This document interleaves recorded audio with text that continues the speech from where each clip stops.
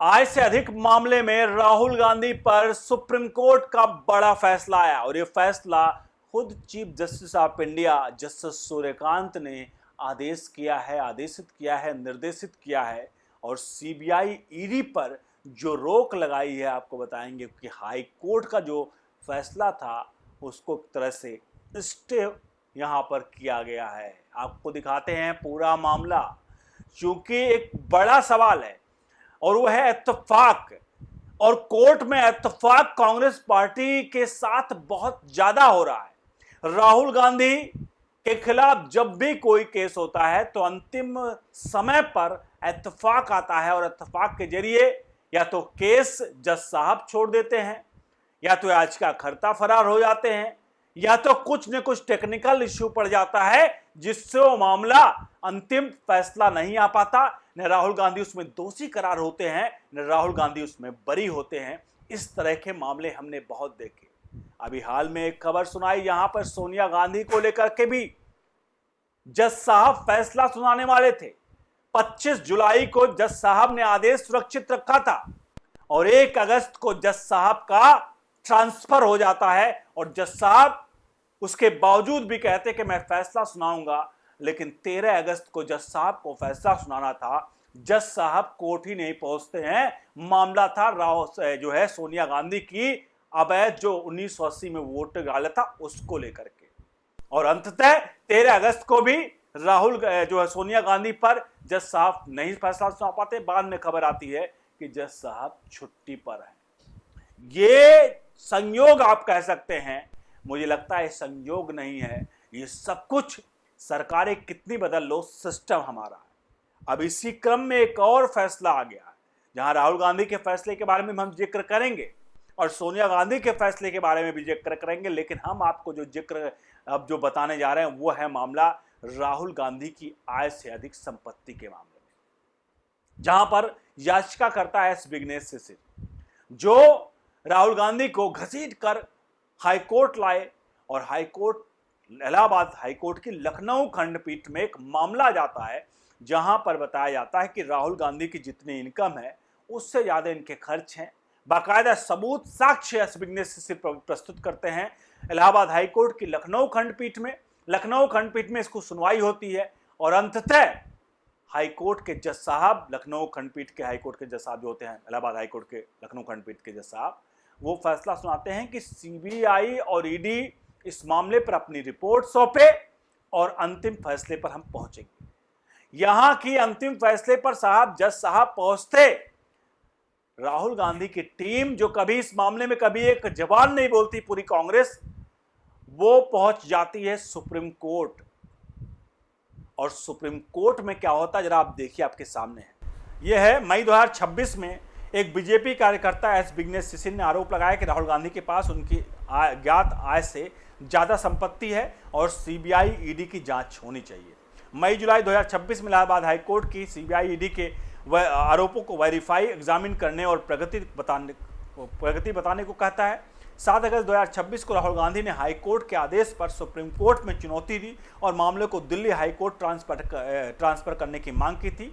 और 17 अगस्त 2026 को, यानी कि अब सुप्रीम कोर्ट ने राहुल गांधी को याचिका पर नोटिस भी जारी किया और फिलहाल अभी इस पूरे मामले पर अब एक तरह से सीबीआई और ईडी को रुकने को कहा है। यानी इस पूरे मामले में सीबीआई ईडी को साफ तौर पर रुकने के लिए कहा है। कुछ मुख्य पॉइंट थे जो चीफ जस्टिस ऑफ इंडिया ने कहा, जिसको लेकर के जिसमें सोशल मीडिया में जो खबरें आई, वो कुछ मेन पॉइंट ये थे जिसमें कहा गया कि भाई अगर राहुल गांधी की आय से अधिक संपत्ति है तो सीबीआई ईडी को जरूरत क्या है कोर्ट के डायरेक्शंस की, वो तो खुद भी जांच कर सकती है। तो सीबीआई ईडी को कोर्ट के डायरेक्शंस की जांच की आवश्यकता क्यों है? ये कुछ पॉइंट थे जो कोर्ट में कहे गए। इस पॉइंट के साथ अंततः चूंकि राहुल गांधी को ये इस मामले में ऐतराज नहीं था कि ये मामला क्या है क्या नहीं है, राहुल गांधी ने ऐतराज जताया था कि जो इलाहाबाद हाईकोर्ट में जो मामला चल रहा है, इलाहाबाद के हाईकोर्ट की लखनऊ खंडपीठ में, उसको दिल्ली ट्रांसफर कर दिया जाए। आपको बता दें इससे पहले भी राहुल गांधी के केसेस रायबरेली में थे। रायबरेली में जज जो एस विघ्नेश सिसिर यही याचिका करता है, इनकी जान को धमकियां मिली थी। उसके बाद वहां के जज साहब ने इस केस को इलाहाबाद हाईकोर्ट की लखनऊ खंडपीठ को भेजा था और फिर यहां पर सुनवाई जारी थी। इस तरह की चीजें आपके सामने मैंने बताई। अब इस पूरे मामले में जहां ये साफ तौर पर लग रहा था कि राहुल गांधी जब आय से अधिक संपत्ति के मामले में अब इन पर गाज गिर सकती, क्योंकि फाइल अब सीबीआई और ईडी के हाथों में आ चुकी थी। भैया इसकी पूरी खंगाल कर हमें रिपोर्ट दो, तो साहब इससे पहले रिपोर्ट सीबीआई ईडी कोर्ट को सौंपती, सुप्रीम कोर्ट से जाकर के राहुल गांधी ने चाहे जो भी मामला हो पलटवाया नहीं कर सकते, लेकिन फिर भी मामले में उनको एक तरह से अभी फिलहाल एक फौरी राहत तो दिखाई ही पड़ रही है। अब मैं आपको बात करता हूं जो मैंने बताया इत्तेफाक की। अब सोचिए, जहां राहुल गांधी के ऊपर एक गाज गिरने वाली थी, मैं नहीं कह रहा हूं उनके ऊपर विपक्ष में फैसला आता, लेकिन अगर राहुल गांधी यहां से कोर्ट से, इस इलाहाबाद हाई कोर्ट से अगर दिल्ली हाई कोर्ट ले जाने की मांग कर रहे थे, जाहिर सी बात है उनके ऊपर गाज गिरने वाली थी और राहुल गांधी को टाइम बाई करना था। इसलिए राहुल गांधी ने एक बड़ा खेल सुप्रीम कोर्ट के जरिए हाई कोर्ट के फैसले को स्टे लगाकर सीबीआई ईडी को कहीं ना कहीं नकेल कसने का काम सुप्रीम कोर्ट से करवा दिया है। अब ये अगर आपको ये इत्तेफाक लगता है तो इत्तेफाक वो भी था जब मार्च में, आप याद करिए 17 मार्च या 17 अप्रैल की तारीख थी, जब राहुल गांधी की नागरिकता को लेकर के, दोहरी नागरिकता, ये राहुल गांधी बैकअप्स लिमिटेड के नाम से इनकी एक कंपनी ब्रिटिश में भी है, जिस तरह के आरोप इनके ऊपर लगते हैं।